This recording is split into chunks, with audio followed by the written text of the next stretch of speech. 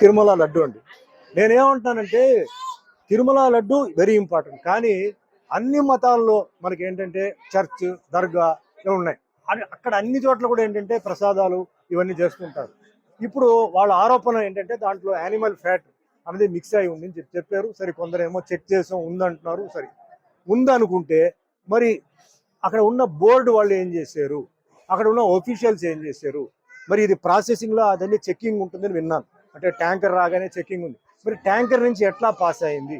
కాబట్టి ఇది చాలా జాగ్రత్తగా పరిశీలించి ఎవరైతే తప్పు చేస్తారో వాళ్ళని కఠినంగా శిక్షించాలి. ఎందుకంటే అనుమానం ఒక్కసారి వచ్చిన తర్వాత అది అందరి మీద పోతుంది. వాళ్ళు చేసారో లేదో.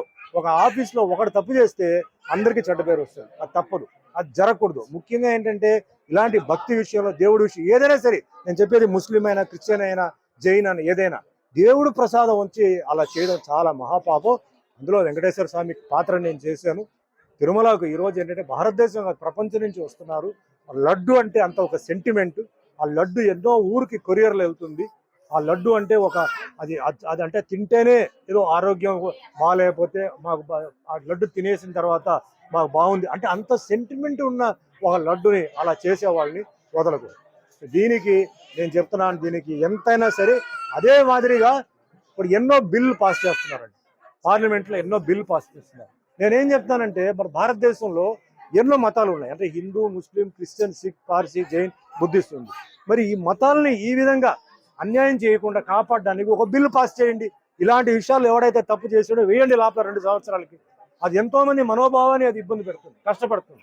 ఎంతో భక్తితో వాళ్ళు ఆ దేవుడి దగ్గర వచ్చి వాళ్ళు ప్రార్థన చేసి ఒక నమ్మకంతో వాళ్ళ ఆ ప్రసాదం తీసుకున్నప్పుడు ఇలా విన్నారంటే అది ఎంత పెద్ద తప్పండి, పెద్ద నేరం.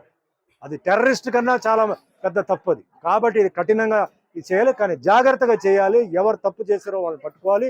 దీంతో పాటు ఎవరు దాంట్లో కూడా ఉన్నారో వాళ్ళని కూడా వదలకుండా ఎందుకంటే ఒక టీటీడీ బోర్డు ఉంది, ఆఫీషియల్స్ ఉన్నారు, చెక్కింగ్ ఇన్స్పెక్టర్ ఉన్నారు. ఇంత ఉన్నప్పుడు ఎలా జరిగింది?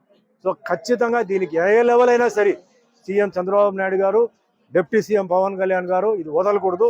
ఇది ముఖ్యంగా హిందువులకి చాలా ఒక అవమానం, హిందూకు చాలా వాళ్ళ మనసుని దెబ్బ కొట్టినట్టు అవుతుంది. కాబట్టి ఇది ఖచ్చితంగా ఫాలో అప్ చేయాలి. దీన్ని వదలకూడదు. ఎవరైతే చేశారో వాళ్ళని కఠినంగా శిక్షించి వాళ్ళని ఏం చేయాలో ఖచ్చితంగా చేయాలి. దానికి నా సపోర్ట్ ఎప్పుడు ఉంటుంది.